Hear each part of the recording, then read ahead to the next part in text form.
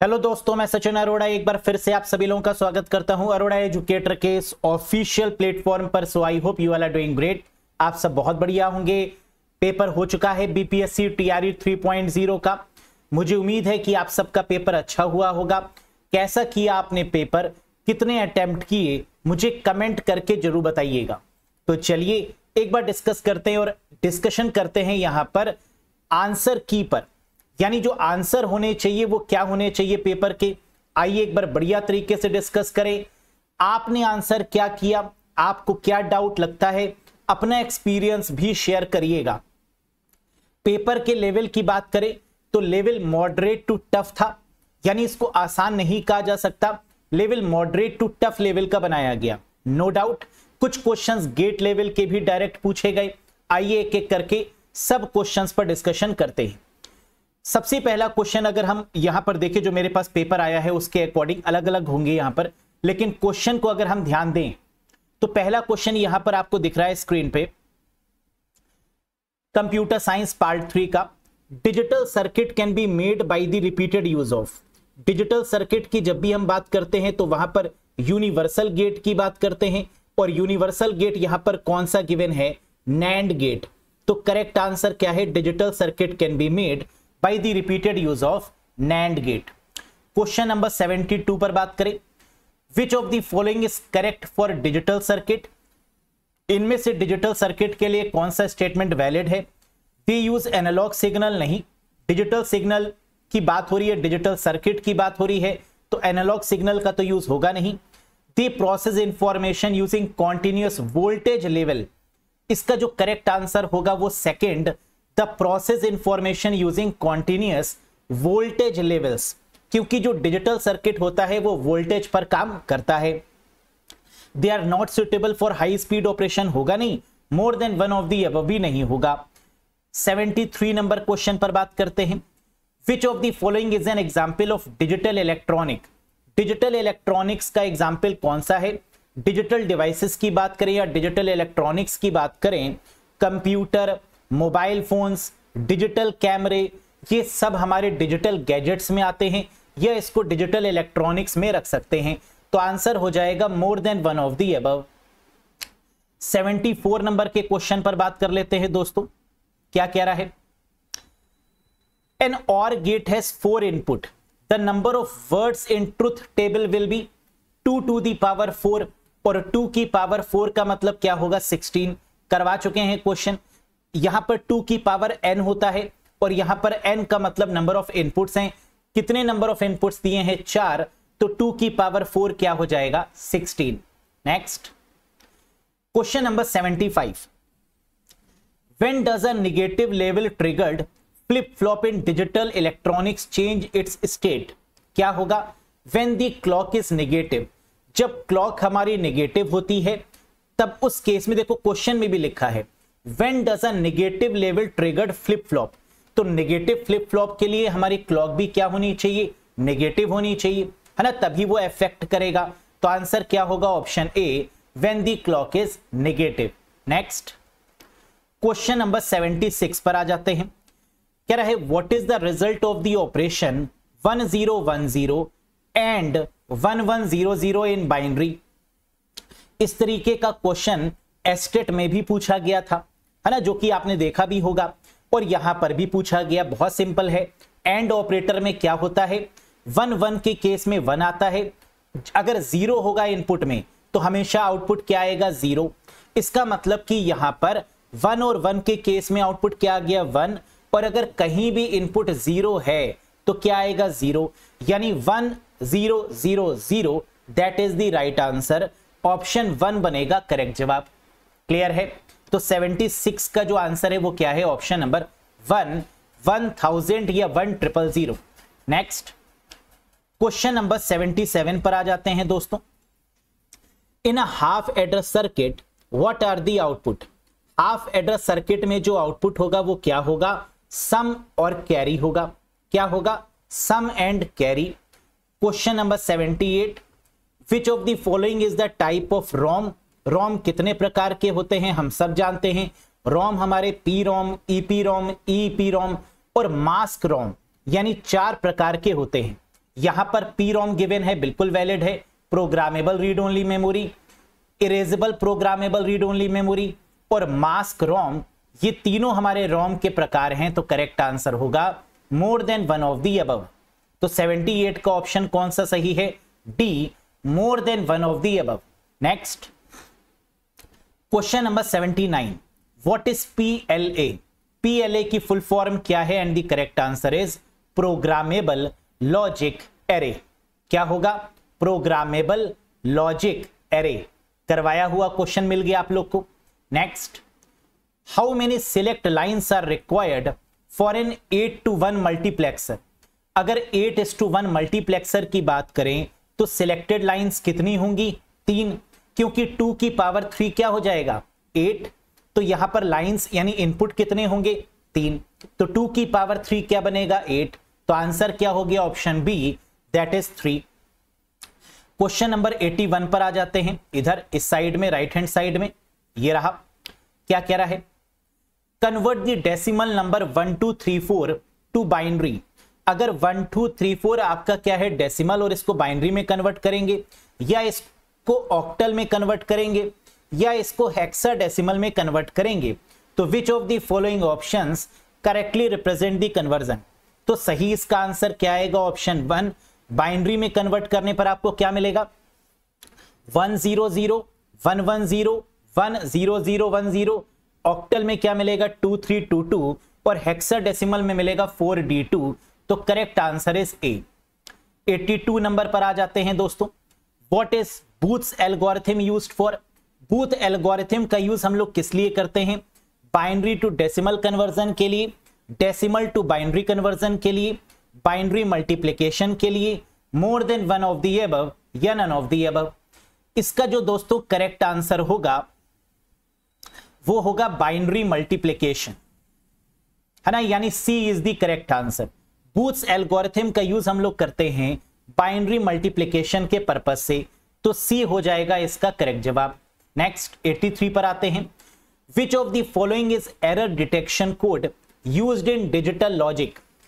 Digital logic में जो error detect करने के लिए जो कोड यूज होता है उसे हम क्या बोलते हैं? हैमिंग कोड, बिल्कुल सही। CRC, साइक्लिक रिडंडेंसी चेक, इसके द्वारा भी एरर्स को चेक किया जाता है। पैरिटी बिट के द्वारा भी किया जाता है और चेकसम मेथड के द्वारा भी किया जाता है। तो करेक्ट आंसर क्या होगा? More than one of the above. इन सभी का यूज करते हैं एरर को डिटेक्ट करने के लिए। पैरिटी बिट का भी यूज करते हैं, तो answer is more than one of the above. 84 number question पे आ जाते हैं sequence wise. When performing BCD addition, what is the maximum value that can be represented in a single BCD digit? अगर हम BCD की बात करते हैं तो हम बात किसकी कर रहे हैं? 4 बिट की।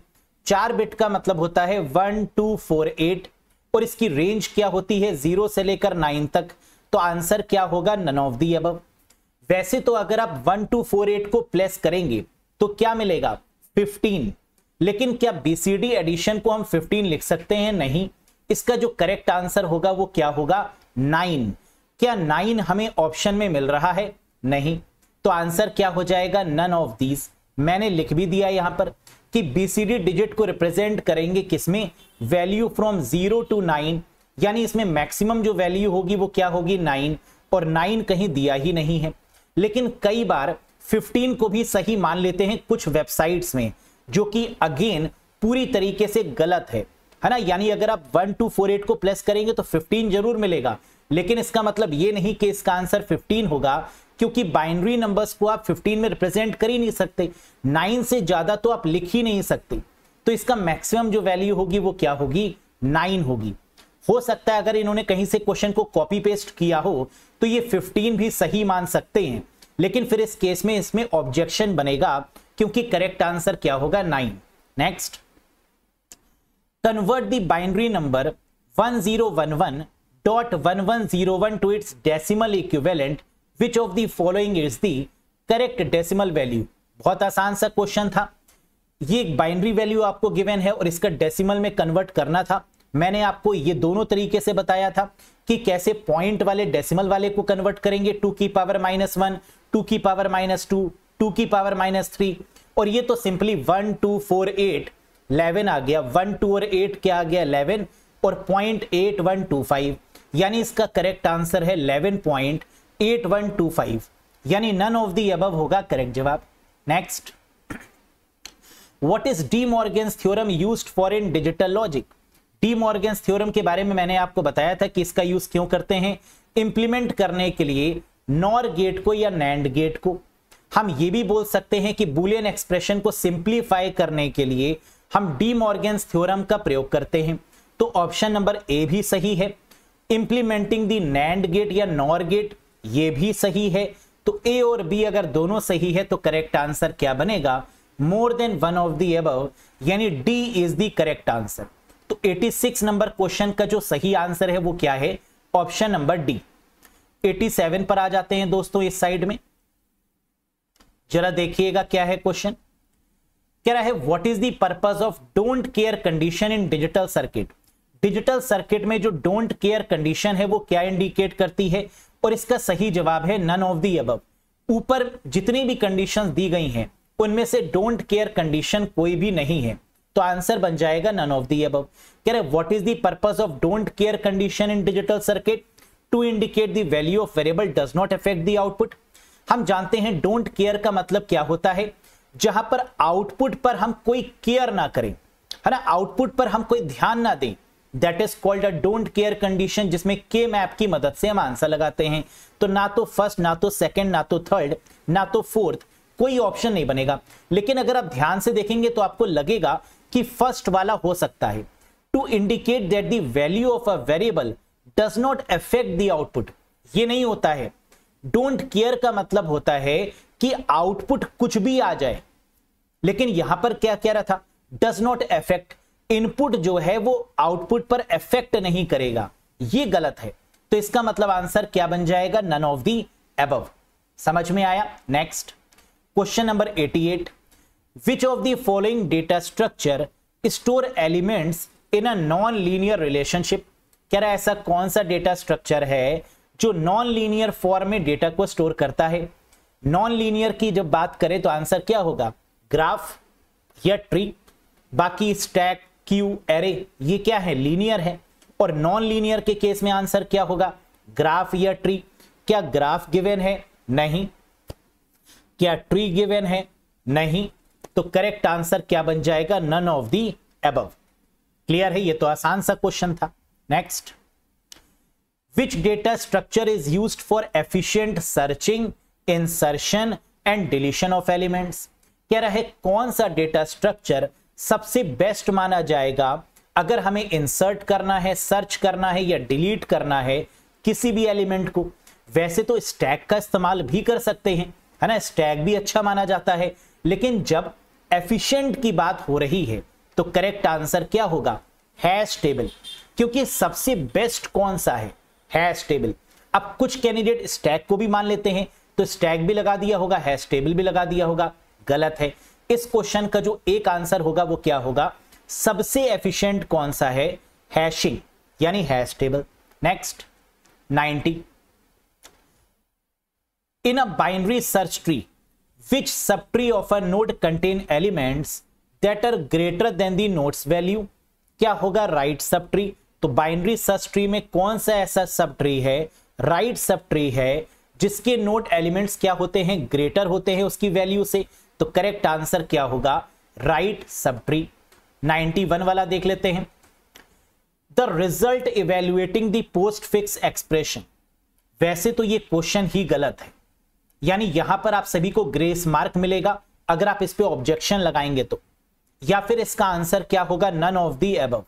नन ऑफ द अबव इसलिए नहीं हो सकता क्योंकि इसको इवेल्युएट कर पाना पॉसिबल नहीं है ना, तो कैन नॉट बी डिटरमाइंड होना चाहिए। अगर एग्जामिनर इसका answer none of the above मानता है तो हम मान सकते हैं, लेकिन अगर उसने 142 मान लिया है ना तो गलत हो जाएगा। आइए देखते हैं कैसे। वैसे ये जो क्वेश्चन है उसमें माइनस लगाना ये भूल गए, है ना, ये काफी पॉपुलर क्वेश्चन है, काफी बार DSSB के एग्जाम में भी पूछा गया है, लेकिन यहां पर जो आखिरी में माइनस का साइन है वो ये भूल चुके हैं। अगर माइनस होता तो आंसर बन जाता 142, है ना, जो कि इन्होंने नहीं लगाया। तो अब इस केस में आंसर जो बन सकता है वो क्या है, नन ऑफ द अबव, या फिर इसमें ग्रेस मार्क आपको मिलेगा। आइए देखते हैं क्यों। सबसे पहले क्या कह रहा है, ये स्टैक का क्वेश्चन है, पोस्टफिक्स एक्सप्रेशन अप्लाई करना है। तो 10 आपने स्टैक में डाला, फिर 5 डाला, फिर प्लस एंटर किया। जैसे ही प्लस आया आपने क्या किया, नीचे वाले एलिमेंट्स को प्लस कर दिया। तो 10 और 5 क्या हो गया 15। अब 15 बचा है आपके बकेट में। फिर आपने 15 के बाद क्या इंसर्ट किया 60, ये आ गया। 60 के बाद आपने क्या इंसर्ट किया 6 आ गया। फिर डिवाइड का सिंबल है, डिवाइड लगा दिया। अब डिवाइड किसको करेंगे, ऊपर वाले दो एलिमेंट्स को। तो 60 और 6 को जब आप डिवाइड करेंगे क्या आएगा 10, और नीचे 15 ऐसे ही रहेगा। तो नीचे 15 हो गया, ऊपर 10 हो गया, और फिर इसके बाद जो सिंबल आएगा वो क्या आएगा, मल्टीप्लाई का। तो 10 और 15 को जब आप मल्टीप्लाई करेंगे क्या मिलेगा 150, 150। अब नीचे 150 है और ऊपर 8 है। अब इन दोनों के साथ में करना क्या है, मिसिंग है, यानी जो माइनस का साइन है वो मिस हो गया। अगर माइनस का साइन होता तो 150 में से 8 माइनस हो जाता और 142 बच जाता, लेकिन यहां पर ये माइनस का साइन लगाना भूल गए। तो आंसर अगर ये 142 देंगे एग्जाम में, है ना, तो इस पर हम क्या लगाएंगे, पटक के ऑब्जेक्शन लगाएंगे। अगर इन्होंने नन ऑफ द अबव दिया तो हम संतुष्ट हो जाएंगे। समझ में आ गई बात। वैसे तो नन ऑफ द अबव भी नहीं हो सकता, क्यों, क्योंकि कैन नॉट बी डिटरमाइंड। अब इसके बाद करेंगे क्या, हमें पता ही नहीं है। तो इसका सही जवाब होगा कैन नॉट बी इवेल्युएटेड या कैन नॉट बी डिटरमाइंड। समझ में आया। नेक्स्ट 92 वाला देखते हैं। In a balanced binary tree the height of 2 sub trees of every node can differ by more than 1, यानी 92 का जो करेक्ट आंसर है वो क्या है 1। Option number B 1 is the correct answer. 93 पर आ जाते हैं। Write the output of the following program. इस प्रोग्राम का आउटपुट क्या होगा, जहां पर इंटीजर a बराबर 1 2 3 एस्ट्रिक p दिया हुआ है। ये रन टाइम एरर को डेवलप करेगा। देखो कर भी सकता है या कभी कभी जंक वैल्यू भी जनरेट कर सकता है, अगेन कंपाइलर पर डिपेंड करेगा। लेकिन अगर हम मान के चले कि हम नॉर्मल कंपाइलर्स का प्रयोग कर रहे हैं तो इस केस में ये रन टाइम एरर शो करेगा। तो करेक्ट आंसर होगा option C, run time error. Next 94 पे आते हैं दोस्तों। ये रहा राइट हैंड साइड पे, जरा देखिएगा। A queue has configuration ABCD। If you want to get the configuration DCBA you need a maximum of. कह रहा है क्यू में जो कॉन्फ़िगरेशन है वो ABCD मैनर में है, और अगर आपको इसके कॉन्फ़िगरेशन को DCBA में करना है तो इसका मतलब आपको इसमें 3 डिलीशन करने होंगे और 3 बार एडिशन करना होगा। बड़ा ही सिंपल सा क्वेश्चन है ना, काफी बार ये क्वेश्चन पूछते हैं। तो आंसर क्या होगा 3 डिलीशन और 3 एडिशन। नेक्स्ट देखिएगा 95। The order of the binary search algorithm is BSA। Binary search algorithm का जो ऑर्डर होगा वो क्या होगा, n log n, n square, more than 1 of the above या none of the above. Correct answer होगा none of the above, क्योंकि इसका जो सही आंसर है वो क्या है log n। क्या log n कहीं पर गिवन है, नहीं। तो इसका सही जवाब क्या बनेगा, नन ऑफ द अबव, है ना। याद रखिएगा कई लोग यहां पर n लगाकर भी आए हैं, है ना। काफी सारे कैंडिडेट्स ने कहा कि सर हम गलती से n लगा दिया, हमने, हमें याद ही नहीं रहा कि आंसर log n होना चाहिए। तो करेक्ट आंसर क्या है log n। 96 वाला देखते हैं। The pre-order traversal of a binary search tree is 15, 10, 12, 11, 20, 18, 16, 19. Which one of the following is the post order?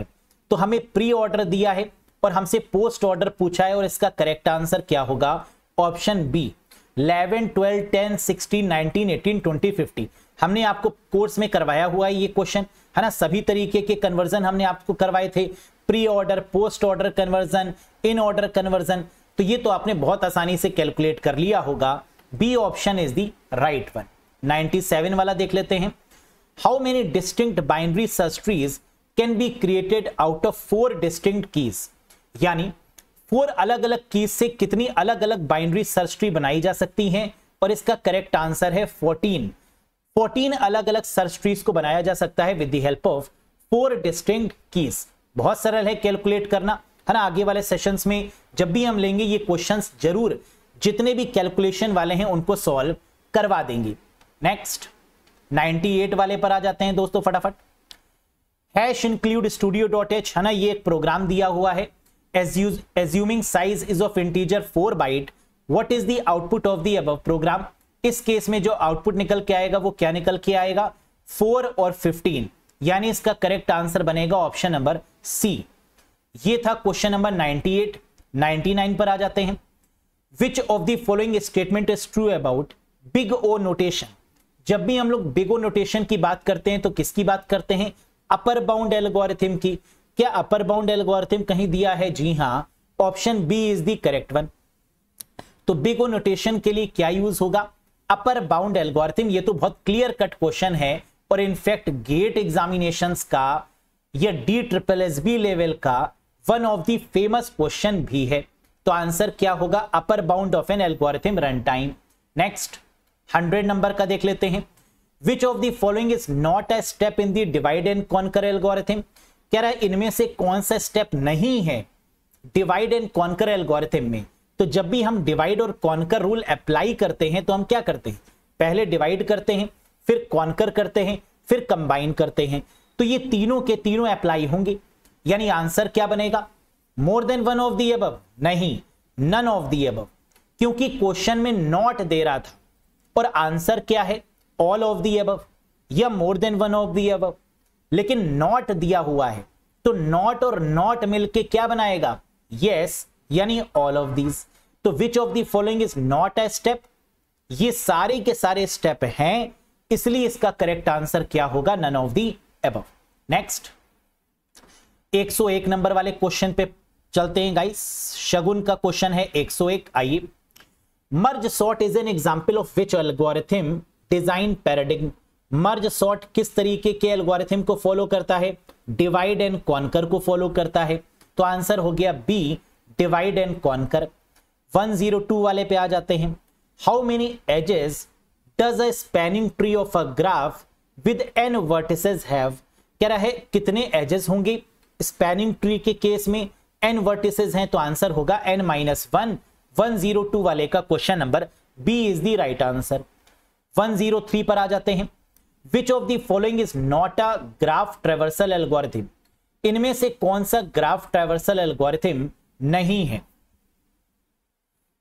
बताइए, ग्राफ ट्रैवर्सल एल्गोरिथम कौन सा नहीं है? तो ग्राफ ट्रैवर्सल एल्गोरिथम कौन से होते हैं? DFS है, डेप्थ फर्स्ट सर्च, BFS है, ब्रेथ फर्स्ट सर्च, ग्रीडी नहीं है, डिवाइड एंड कॉन्कर भी नहीं है, dynamic programming, not a graph traversal algorithm. होती कौन सी है? BFS और DFS होती है नॉट में। तो क्या ग्रीडी है? नहीं। डिवाइड एंड कॉन्कर है? नहीं। डायनेमिक प्रोग्रामिंग है? नहीं। तो आंसर क्या बन जाएगा? More than one of the above या none of the above? None of the above करेंगे तो यस बन जाएगा, है ना। तो इसका आंसर क्या होगा? नन ऑफ द अबव, कि इनमें से कोई भी ग्राफ ट्रैवर्सल एल्गोरिथम क्या है? नहीं है। लेकिन मोर than one of the above भी तो हो सकता है ना। अगर नॉट और नॉट करेंगे तो यस बन जाएगा। इसमें आंसर आपको देना होगा more than one of the above, कि कोई भी ट्रैवर्सल एल्गोरिथम नहीं है ना। तो इसको यहां से हटाकर लेट मी रिमूव दिस, और मोर than one of the above, है ना, क्योंकि कोई भी नहीं है तो हम मोर than one of the above ये ऑप्शन चुनना पसंद करेंगे। आप बताइएगा मुझे कमेंट सेक्शन में, यही तो होगा ना।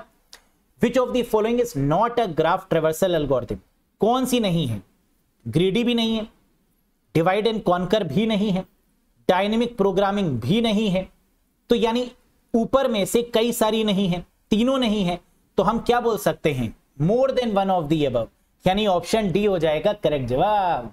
नेक्स्ट 104 वाले पे आते हैं। Which of the following is not an NP complete problem? कह रहे इनमें से एनपी कंप्लीट प्रॉब्लम कौन सी नहीं है? शॉर्टेस्ट पाथ प्रॉब्लम नहीं है, जबकि ट्रैवलिंग सेल्समैन प्रॉब्लम है, बूलियन सेटिस्फाइबली प्रॉब्लम ये भी है। More than one of the above ये नहीं हो सकता, क्योंकि करेक्ट आंसर क्या होगा? कौन सी नहीं है? शॉर्टेस्ट पाथ प्रॉब्लम नहीं है। 105 पर आ जाते हैं। Which of the following is an advantage of using array? Array को यूज करने का एडवांटेज क्या है? Constant time insertion and deletion, यानी हम इंसर्ट और डिलीट कर सकते हैं कांस्टेंट टाइम फ्रेमवर्क में, ये इसका एडवांटेज है। Ability to store elements of different data type, ना ना, एरे तो सिमिलर डेटा टाइप को ही स्टोर करेगा, तो बी तो हो नहीं सकता। Random access to element using an index, क्या हम यहां पर रैंडम मैनर में एलिमेंट्स को एक्सेस कर सकते हैं? जी हां, ये तो इसका एडवांटेज है। More than one of the above, क्योंकि ए भी सही है और सी भी सही है, तो आंसर क्या बनेगा? More than one of the above. 106 वाले पे आ जाते हैं दोस्तों। विच of the following is not a basic operation performed on a data structure, data structure पर कौन सा ऑपरेशन परफॉर्म नहीं कर सकते? इंसर्शन, डिलीशन ये तो कर सकते हैं, लेकिन इनक्रिप्शन नहीं कर सकते, है ना, सिक्योरिटी नहीं लगा सकते, इनक्रिप्ट नहीं कर सकते, तो that is the invalid one. Next 107 वाले पे आ जाते हैं। इधर देखिएगा क्या कह रहा है question. Which of the following is a type of operating system, इनमें से कौन सा ऑपरेटिंग सिस्टम का टाइप है? विच of the following is a type of operating system, इनमें से कौन सा ऑपरेटिंग सिस्टम का टाइप है? रियल टाइम है, एम्बेडेड है, नेटवर्क ऑपरेटिंग सिस्टम है, more than one of the above होगा, है ना। तो यहां पर भी नन ऑफ द अबव ना होकर क्या होगा दोस्तों? मोर than one of the above. एक बार जरा फिर से देखो क्या कह रहा था क्वेश्चन में। विच of the following is a type of operating system, क्या रियल टाइम ऑपरेटिंग सिस्टम है? जी हां। क्या एम्बेडेड ऑपरेटिंग सिस्टम होता है? बोलो, क्या एम्बेडेड ऑपरेटिंग सिस्टम होता है? बिल्कुल होता है। क्या एनओएस नेटवर्क ऑपरेटिंग सिस्टम होता है? बिल्कुल। तो आंसर क्या हो जाएगा? More than one of the above. ये सभी के सभी हमारे ऑपरेटिंग सिस्टम है। Next, which of the following is not a memory management technique used by operating system, कह रहा है इनमें से कौन सी मेमोरी मैनेजमेंट टेक्निक नहीं है? क्या पेजिंग मेमोरी मैनेजमेंट टेक्निक नहीं है? है। क्या सेगमेंटेशन नहीं है? है। क्या फ्रेगमेंटेशन नहीं है? है। तो यहां पर क्या कह रहा था? विच of the following is not a memory management, यहां पर अगेन इसका आंसर होगा नन ऑफ द अबव, है ना। एक बार फिर से देखो जरा इस क्वेश्चन को, क्या कह रहा था, ध्यान दीजिएगा। Not a memory management technique, जब हम मेमोरी को मैनेज करते हैं तो इसमें क्या क्या तरीके हैं? हम पेजिंग के द्वारा भी कर सकते हैं मेमोरी मैनेजमेंट, हम सेगमेंटेशन के द्वारा भी कर सकते हैं, हम फ्रेगमेंटेशन के द्वारा भी कर सकते हैं। तो ये तीनों तरीके हैं, यानी आंसर क्या होना चाहिए था? None of these. वो तो गिवन नहीं, more than one of the above तो होगा नहीं, क्योंकि ये सारे तरीके हैं। क्या बचेगा? नो और नो मिलकर क्या बन जाएगा? यस, ये सभी तरीके हैं। तो इसलिए जो इसका करेक्ट आंसर बनेगा दोस्तों वो क्या बनेगा? ई वाला, नन ऑफ दी अबव। समझ में आया या नहीं आया? अगर क्वेश्चन में ये पूछता कि विच of the following is a memory management technique, memory management technique है, तो आंसर हो जाता मोर than one of the above, क्योंकि ये सारी की सारी टेक्निक्स हैं। क्योंकि नॉट अ मेमोरी मैनेजमेंट पूछा है तो आंसर क्या बनेगा? नन ऑफ द अबव, क्योंकि ये मेमोरी मैनेजमेंट टेक्निक है। क्लियर हो गया ये? Very good. नेक्स्ट 109 पर आ जाइए। विच of the following is a file system commonly used in operating system, operating system में कौन सा फाइल सिस्टम यूज होता है कॉमन तरीके से? वैसे तो आजकल जितने भी हैं उनमें एनटीएफएस यूज होता है, आजकल विंडोज वाले जितने भी हैं उसमें एनटीएफएस यूज होता है, न्यू टेक्नोलॉजी फाइल सिस्टम।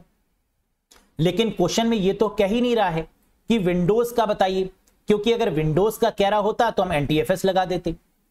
अगर एप्पल यानी मैकिन्टोश का कह रहा होता तो हम एचएफएस लगा देते, हायरार्किकल फाइल सिस्टम। और अगर ये पुराने वाले विंडोज का कह रहा होता तो हम FAT32 लगा देते। कॉमनली यूज कह रहा है, कॉमन तौर पर तो एनटीएफएस भी है, FAT32 भी है और एचएफएस भी है।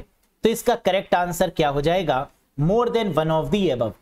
कई सारे कैंडिडेट्स ने एनटीएफएस भी लगाया है, ये समझकर कि कॉमन आजकल जो विंडोज हैं उनमें तो एनटीएफएस है, लेकिन यहां पर FAT32 भी सही है और एचएफएस एप्पल के केस में मैकिन्टोश ऑपरेटिंग सिस्टम के लिए ये भी सही है। तो करेक्ट आंसर बनेगा more than one of the above. Next question number 110 पर आ जाते। 109 था ना, 110, 110। आइए, विच of the following is not a type of interrupt? Hardware interrupt होता है, सॉफ्टवेयर इंटरप्ट होता है, लेकिन मेमोरी इंटरप्ट नहीं होता। तो करेक्ट आंसर है memory interrupt is not a type of interrupt. 1111 पे आ जाते हैं, 111 नंबर पे। What is page in paging? Page in paging का मतलब क्या होता है? फिजिकल मेमोरी में जो फिक्स साइज के ब्लॉक्स है उन्हीं को तो हम पेजेस बोलते हैं। पेजेस का मतलब जो फिजिकल मेमोरी है उनमें जो ब्लॉक्स पाए जाते हैं, that is called what? Pages. Physical memory का मतलब हार्ड डिस्क की बात करें तो वहां पर अगर हम हार्ड डिस्क को डिवाइड करते हैं तो किसमें करते हैं? पेजेस में ही तो करते हैं। तो करेक्ट आंसर क्या होगा? A fix size of block of virtual memory? नहीं। A fix size of block of physical memory? जी हां। A type of memory allocation? What is page? कह रहा है पेजिंग में पेज क्या है। अगर पूछते कि पेजिंग क्या है तो हो जाता अ टाइप ऑफ मेमोरी एलोकेशन। ये मेमोरी एलोकेट करने का एक तरीका है, लेकिन यहां पर पेजिंग नहीं पूछा है क्या है, पेज क्या है पेजिंग में ये पूछा है, इसलिए करेक्ट आंसर क्या होगा? बी, है ना, सी नहीं होगा। अगर पेजिंग पूछ लेते तो बी भी हो जाता और सी भी, बल्कि बी नहीं होता, उस केस में सिर्फ सी होता। समझ में आ रहा है ना? थोड़ा सा ट्विस्ट है क्वेश्चन में।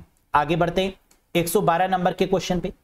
इन a system with a page size of 4 KB and a physical address space of 64 KB, what is the number of bit required for the page offset? Correct answer होगा 12 बिट। तो B जिन भी candidates ने लगाया है बिल्कुल सही है। 113 वाले क्वेश्चन पे आ जाते हैं। What is segment base in segmentation? Segmentation में जो सेगमेंट बेस होता है वो क्या है? The starting address of a segment in physical memory, यानी फिजिकल मेमोरी में जो स्टार्टिंग एड्रेस है सेगमेंट का उसी को बोलते हैं क्या? Segment base. तो इसका ऑप्शन क्या होगा? Option number 1 A is the correct answer. आगे बढ़ते हैं, क्वेश्चन नंबर 114 पर पहुंचते हैं और ये रहा। क्या कह रहा है? What causes thrashing to occur? Thrashing कब होती है? जब एक्सेसिव पेजिंग एक्टिविटी होती है, जब स्वैपिंग होती है ना। वर्चुअल मेमोरी और रैम में जब स्वैपिंग हो रही होती है उसी को क्या बोलते हैं? Thrashing. The swapping of RAM and virtual memory, इन दोनों के बीच में जब डेटा का ट्रांसफर होता है तो उसको क्या बोलते हैं? थ्रैशिंग। इस केस में क्या एक्सेसिव पेजिंग एक्टिविटी होगी? हां। इनसफिशिएंट डिस्क स्पेस हो सकती है? जी हां। और अगर थ्रैशिंग होती रही तो क्या हार्डवेयर फेलियर भी होगा? जी हां। तो इसका करेक्ट आंसर क्या होगा? More than one of the above, क्योंकि एक्सेसिव पेजिंग एक्टिविटी भी होती है, इनसफिशिएंट डिस्क स्पेस की वजह से ही हम ट्रांसफर करते हैं, और अगर ये लगातार होती रहे तो ये अल्टीमेटली क्या करेगा? हार्डवेयर फेलियर भी करेगा। तो करेक्ट आंसर होगा more than one of the above. Next 115 वाला देख लेते हैं। Consider a system with total physical memory of 8 GB and total virtual memory of 16 GB। इस केस में जो आंसर होगा वो क्या होगा? 2 GB is the correct one. तो 115 का आंसर क्या है? 2 GB। नेक्स्ट 116 वाला देख लेते हैं।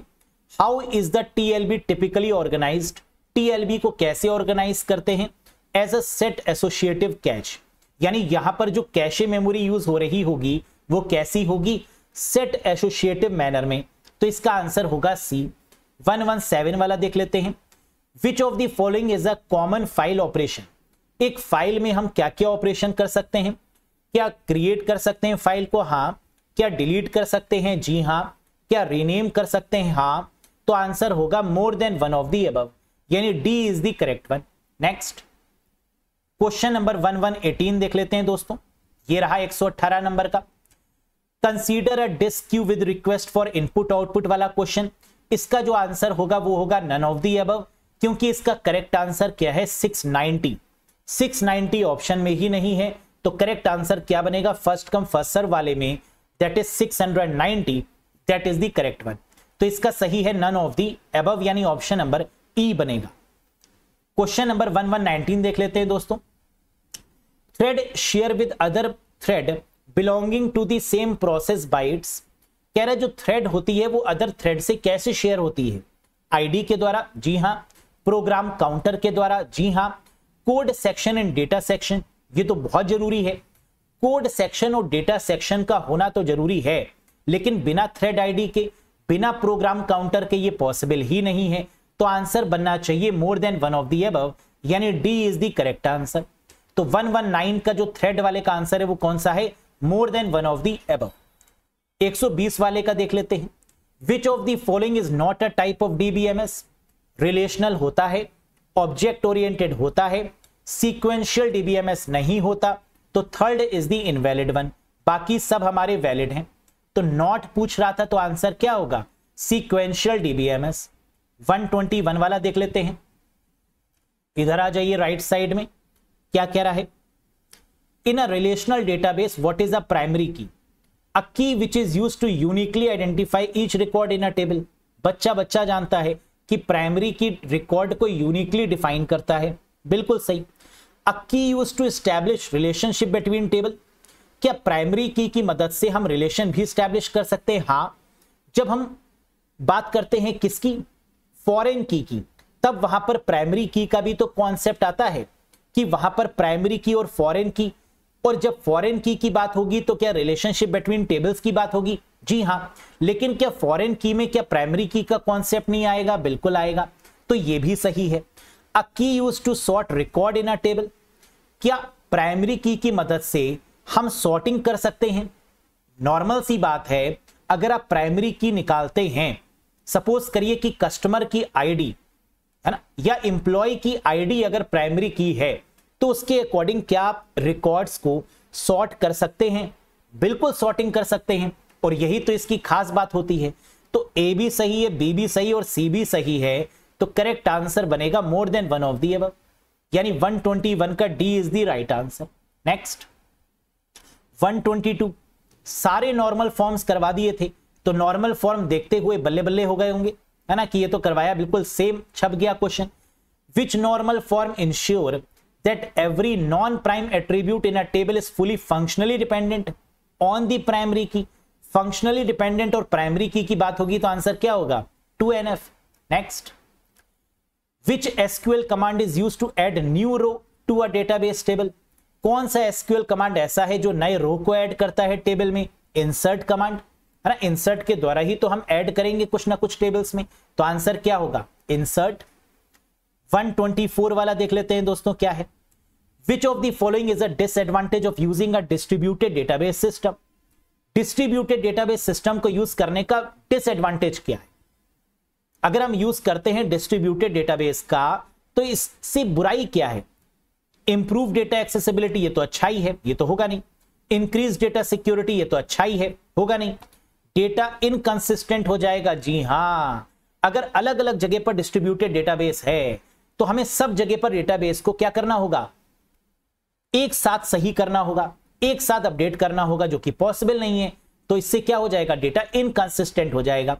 तो करेक्ट आंसर है data inconsistency, that is the disadvantage of distributed database system. Next, which is the primary function of a router in a computer network? Computer network में राउटर का काम क्या है? To connected devices with the same network. जी हां, same network से जोड़ने का काम किसका है? राउटर का। To connect multiple network together, कई सारे नेटवर्क को आपस में क्या जोड़ता है? राउटर। जी हां। To filter the incoming traffic, filter तो करने का काम है ही राउटर का, क्योंकि राउटर नेटवर्क लेयर पर काम करता है, और ये पैकेट्स को क्या करेगा? फिल्टर आउट करेगा, है ना। पैकेट्स की बात होगी तो वैसे भी आंसर क्या होगा? राउटर होगा। तो आंसर बन जाएगा more than one of the above, यानी D is the correct answer. तो 125 हो गया। 126, in the OSI model which layer is responsible for routing and forwarding the data packets? OSI model में ऐसी कौन सी लेयर है जो राउटिंग एंड फॉरवर्डिंग करती है डेटा के पैकेट्स को? Network layer, physical data link network, तीसरी लेयर। क्या नेटवर्क लेयर दिया है? नहीं। करेक्ट आंसर क्या हो जाएगा? None of the above. Next, तो 126 का E is the correct answer. 127 पर आ जाते हैं दोस्तों, क्या कह रहा है? Which device is use to connect multiple devices within the same local area network? मैंने आपको क्या बताया था, जब भी क्वेश्चन में same, similar network, similar protocol, similar topology मिल जाए, आंसर क्या हो जाएगा? ब्रिज। क्या ब्रिज दिया है? हां, यानी C is the right answer. लेकिन राउटर भी तो हो सकता है इस केस में, है ना, क्योंकि ब्रिज भी वही काम करेगा और राउटर भी वही काम करेगा सेम लोकल एरिया नेटवर्क में, तो आंसर राउटर भी है। और आंसर स्विच भी हो सकता है ना, क्योंकि आजकल हम लोग कई बार ब्रिज की जगह पर एज अ स्विच भी यूज कर देते हैं। ब्रिज और राउटर तो कंफर्म है, स्विच अब यूज नहीं करते, है ना। तो इस केस में आंसर आपका 1 2 3 तीनों हो सकता है, या ए और सी तो होगा ही होगा। तो करेक्ट आंसर क्या हो गया, more than one of the above, यानी D is the right answer.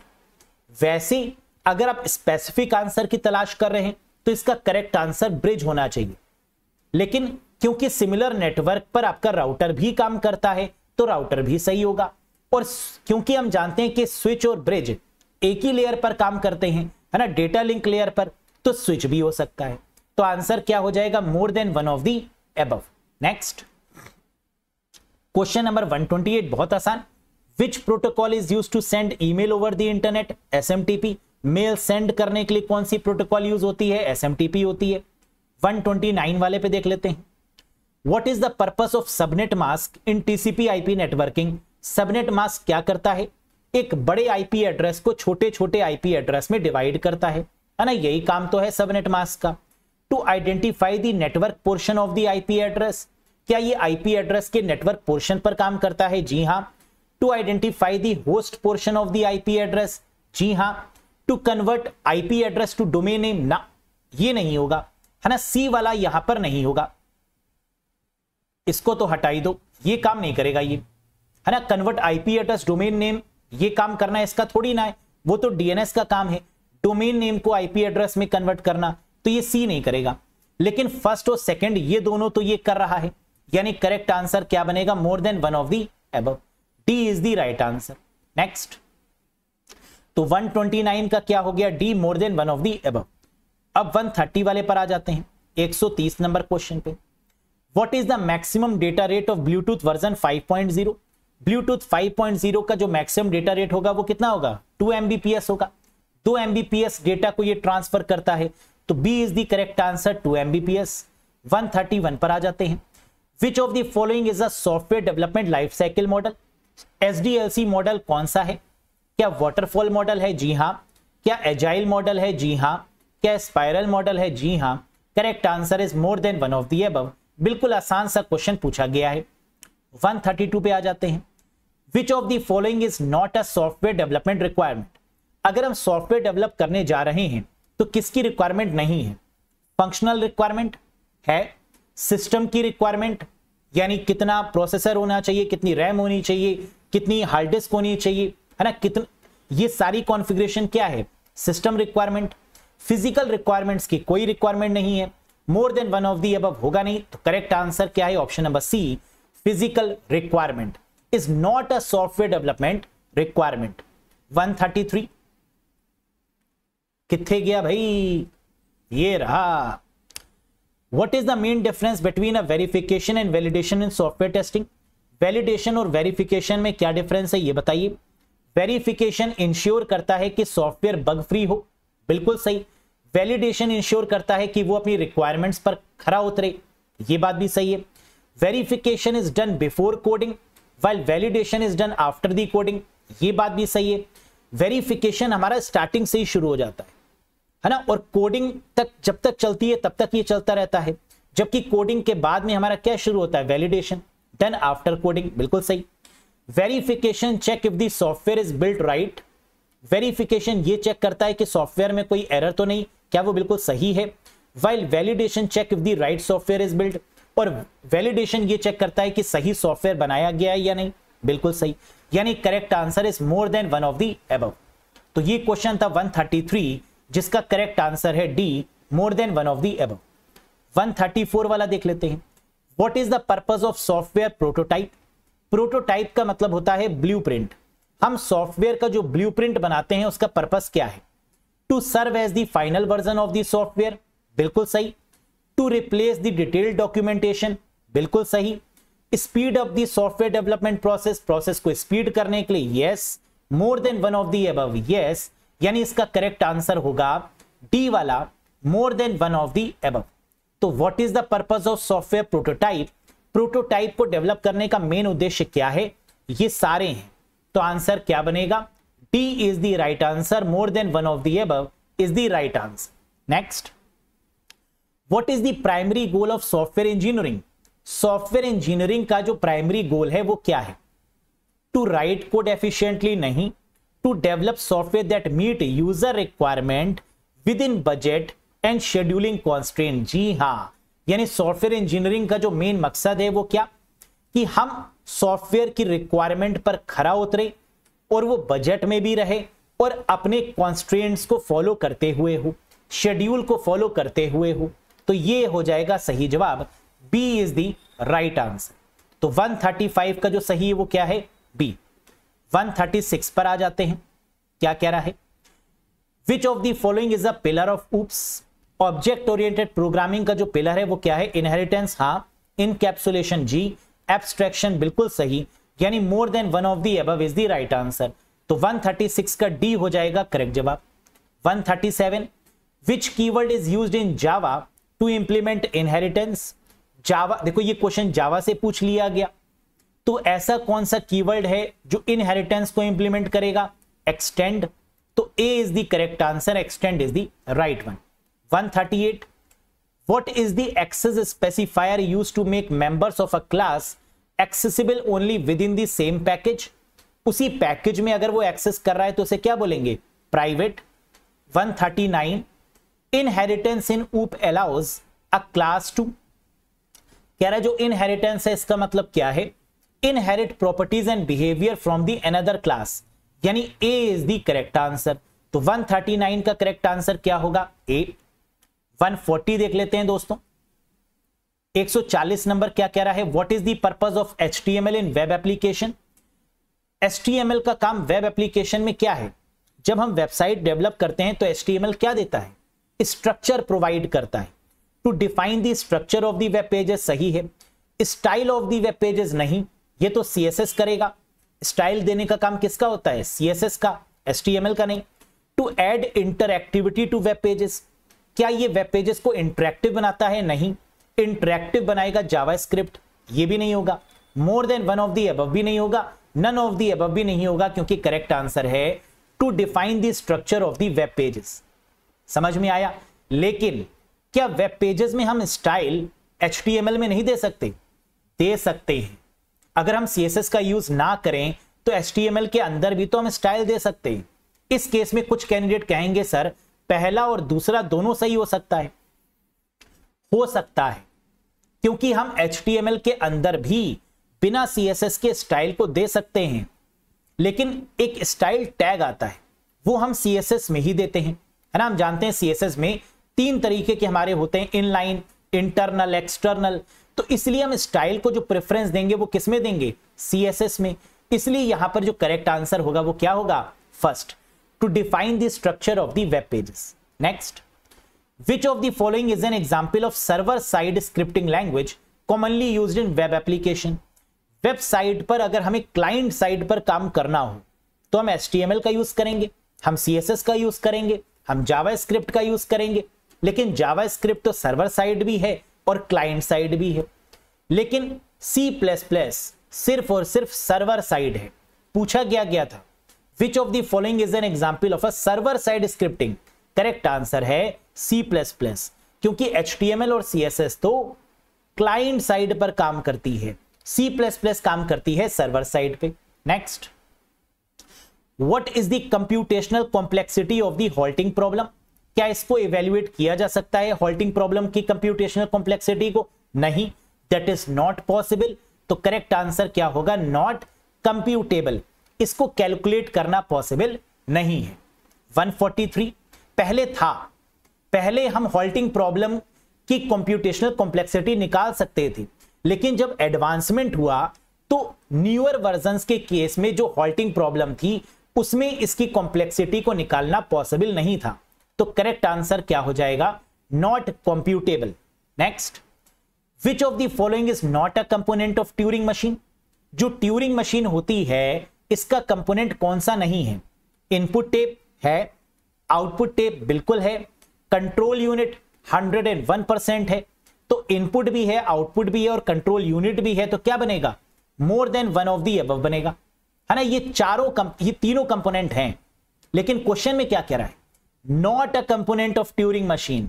तो नॉट और नॉट मिलके क्या बन जाएगा, यस, क्योंकि ये तीनों के तीनों कंपोनेंट हैं तो करेक्ट आंसर होगा नन ऑफ द अबव। समझ में आया रीजन? तो E is the right answer. 144 वाला देखिए, which wireless communication technology is commonly used in IoT device for short range communication. Short range communication के लिए जो आईओटी डिवाइस यूज की जाती है वो कौन सी है? ब्लूटूथ बिल्कुल सही, वाईफाई बिल्कुल सही, 4G LTE नहीं, तो ब्लूटूथ भी सही, वाईफाई भी सही, तो करेक्ट आंसर क्या होगा? More than one of the above, यानी D is the right answer. Next, which of the following is an example of IoT protocol used for device communication. IoT protocol जो कि device communication में use कर रही है वो कौन सी है? सबसे ज्यादा पॉपुलर है MQTT, message queuing telemetry transport protocol, है ना, जिसका यूज हम करते हैं किस लिए? आईओटी में डिवाइस कम्युनिकेशन के लिए, जिसको लाइट वेट प्रोटोकॉल के नाम से भी जानते हैं। लेकिन HTTP का प्रयोग भी तो करते हैं, तो यानी HTTP जो कम्युनिकेशन के लिए सबसे बेस्ट मानी जाती है। कभी कभी HTTPS का प्रयोग भी कर लेते हैं फॉर द सिक्योरिटी पर्पस, तो HTTP भी सही है, MQTT भी सही है, FTP होगा नहीं, तो करेक्ट आंसर है again more than one of the above. अब यहां पर भी कुछ कैंडिडेट्स ने सिर्फ और सिर्फ MQTT लगा दिया होगा, जो कि गलत हो जाएगा, क्योंकि HTTP भी सही है और MQTT भी सही है। समझ में आया? 146, विच of the following is the sub field of AI। Artificial intelligence की जो सब फील्ड है वो क्या है? मशीन लर्निंग, जी हां। रोबोटिक्स, जी हां। NLP, नेचुरल लैंग्वेज प्रोसेसिंग, जो हमारी एलेक्सा में होती है, जो सीरी में होती है ना, इसे हम लोग क्या बोलते हैं? जो बोलते हैं ना, एलेक्सा समझ जाता है फिर रिप्लाई करता है, सीरी समझ जाता है रिप्लाई करता है, बिक्स भी समझ जाता है रिप्लाई करता है, ये सब क्या है? नेचुरल लैंग्वेज प्रोसेसिंग, NLP है। तो आंसर क्या बन जाएगा? More than one of the above, यानी ये सभी सही हैं, तो D is the right one. More than one of the above is the right answer. 147, which of the following is the supervised learning algorithm. Supervision का मतलब क्या होता है? जब हम किसी मशीन को कुछ समझाने की कोशिश करते हैं, है ना, उसको सुपरविजन देते हैं। जैसे सपोज करिए आप एक मशीन है, हम आपको सुपरविजन दे रहे हैं ना, हम आपको समझा रहे हैं कैसे करना है, कैसे सॉल्व करना है, क्या गलत है क्या सही, ये सुपरविजन होता है। जब हम रोबोट्स को या मशीन को सुपरवाइज करते हैं, that is called supervise learning algorithm, और इसमें हम डिसीजन लेते हैं। तो करेक्ट आंसर क्या होगा? Decision tree. के मींस क्लस्टरिंग, नहीं। रीइंफोर्समेंट लर्निंग, नहीं। More than one of the above, नहीं। नन ऑफ द अबव, नहीं। The correct answer is decision tree. तो 147 का ए हो जाएगा करेक्ट जवाब। 148 वाला देखते हैं दोस्तों, विच of the following is not a common type of e commerce model. Again a matter of doubt, e commerce model common नहीं है। कॉमन कौन सा होता है? ऐसा कौन सा ई कॉमर्स मॉडल है जो आमतौर पे हम और आप यूज करते हैं? Amazon, फ्लिपकार्ट, ये क्या है? ये कॉमन है। और कॉमन का मतलब क्या है? Business to consumer. जब बिजनेस टू कंज्यूमर यानी B2C यहां पर हो रहा है, या बिजनेस टू कस्टमर यहां पर हो रहा है, तो ये क्या है? Amazon, फ्लिपकार्ट क्या है? B2C है। तो इसका मतलब not a common type of e commerce कौन से हो जाएंगे? C2B, consumer to business, consumer to consumer, या more than one of the above. क्योंकि बी वाला भी हम बहुत कम यूज करते हैं। कंज्यूमर टू बिजनेस का यूज कब करते हैं? सपोज करिए कि मुझे किसी प्रोडक्ट का रिव्यू करना है, तो ये क्या है? Consumer to business. मैं एक वीडियो बनाऊंगा और इस प्रोडक्ट का रिव्यू कर दूंगा। ये क्या है? कंज्यूमर ने बिजनेस को प्रमोट किया या डी प्रमोट किया, है ना, या तो उसको डिग्रेड किया, उसकी बुराइयां करी, या तो उस प्रोडक्ट की बड़ी अच्छाइयां करी। ये क्या है? कंज्यूमर टू बिजनेस है। कंज्यूमर टू कंज्यूमर क्या है? ये भी हम जानते हैं। जैसे हमने कोई सेल कर दिया कोई चीज, है ना, OLX पे सेल कर दिया, तो ये OLX क्या है? Consumer to consumer. Second hand products जहां से आप लेते हैं, तो ये भी कॉमन नहीं है। तो नॉट अ कॉमन में कंज्यूमर टू बिजनेस भी आ जाएगा, कंज्यूमर टू कंज्यूमर भी आ जाएगा। तो आंसर क्या बन जाएगा? More than one of the above. Clear है? Next, which of the following is an example of a B2C e commerce website. B2C जो कि बहुत कॉमन है ना, और इस केस में आंसर क्या हो जाएगा? Amazon। हम लोग जो शॉपिंग करते हैं वो किससे करते हैं? ज्यादातर Amazon से करते हैं। अलीबाबा से तो करते नहीं है, गूगल से तो करते नहीं है शॉपिंग किससे करते हैं? Amazon से। So the correct answer is Amazon। Flipkart होता तो वो भी सही हो जाता, है ना, फ्लिपकार्ट भी सही हो सकता था। तो यहां पर करेक्ट आंसर क्या है, Amazon. Which of the following is a multimedia authoring tool. Multimedia authoring tool में जिसकी मदद से हम लोग मल्टीमीडिया बनाते हैं, मल्टीमीडिया का मतलब images, videos, graphics, videos design करते हैं या ग्राफिक्स बनाते हैं। एडोब फोटोशॉप भी हो सकता है, एडोब फ्लैश भी हो सकता है, एमएस वर्ड नहीं होगा, है ना, क्योंकि वीडियोस या फिर ग्राफिक्स बनाने के लिए एमएस वर्ड का यूज तो करेंगे नहीं। एडोब फोटोशॉप का कर सकते हैं, एडोब फ्लैश का तो 100% करेंगे ही करेंगे। फोटोशॉप कई बार हम लोग ऑथरिंग टूल में नहीं भी रखते हैं, है ना, क्योंकि हम एडोब फ्लैश का प्रयोग करते हैं तो वो उसका भी हायर वर्जन है। लेकिन क्योंकि फोटोशॉप दिया हुआ है और फोटोशॉप बहुत पॉपुलर है ना, तो आंसर क्या बन जाएगा, एडोब फोटोशॉप, एडोब फ्लैश, यानी more than one of the above. लेकिन यहां पर कई बार कई बुक्स एडोब फोटोशॉप को मल्टीमीडिया में नहीं रखती हैं, तो हो सकता है एग्जामिनर सिर्फ एडोब फ्लैश को लेकर भी आंसर सही कर सकता है। लेकिन अगर ऐसा कर दिया तो हम ऑब्जेक्शन करेंगे। क्यों ऑब्जेक्शन करेंगे, क्योंकि फोटोशॉप के द्वारा भी तो मल्टीमीडिया बनाई जा सकती है, तो ये भी सही होगा, है ना। तो यहां पर मैटर ऑफ डाउट होता है। अगर यहां पर फ्लैश को सही माना तो हम ऑब्जेक्शन करेंगे फोटोशॉप को लेकर भी, क्योंकि इसका करेक्ट आंसर बनेगा more than one of the above. तो इसी के साथ 150 क्वेश्चन, जो भी क्वेश्चन थे 80 क्वेश्चंस कंप्यूटर के, इनको हमने डिस्कस कर लिया है। आई होप कि सारे क्वेश्चन के आंसर्स आपको मिल गए होंगे, है ना, जो कि बिल्कुल बेस्ट है, बिल्कुल एक्यूरेट है। अब अगर आंसर की में कहीं पर भी कोई वेरिएशन मिलेगा हम लोग को, तो हम फिर उस पे जाएंगे ऑब्जेक्शन पर, है ना। फिर हम आपको बताएंगे कि किस किस क्वेश्चन पे ऑब्जेक्शन किया जा सकता है और क्यों। तो कैसा लगा आपको आज का सेशन, कैसा रहा आपका पेपर, एक्सपीरियंस को शेयर करिएगा। मेहनत पसंद आई हो तो लाइक कर दीजिएगा, चैनल पर नए हो तो सब्सक्राइब कर दीजिएगा कंप्यूटर सेशंस को लेने के लिए। और कंप्यूटर का अगर कोर्स ज्वाइन करना चाहते हैं तो अरोड़ा एजुकेटर एप्लीकेशन को इंस्टॉल कर लीजिएगा और वहां पर आपको कंप्लीट कोर्स मिल जाएगा, बीपीएससी और एस्टेट लेवल का कंप्लीट लेटेस्ट पैटर्न पर course. That's all for today guys, thank you very much, bye bye and take care. Experience जरूर शेयर करिएगा कि आपका पेपर रहा कैसे, कितने आपके मार्क्स बन रहे हैं इस एनालिसिस के अकॉर्डिंग, ये आप हमें जरूर बताइएगा। Thank you guys, thank you very much.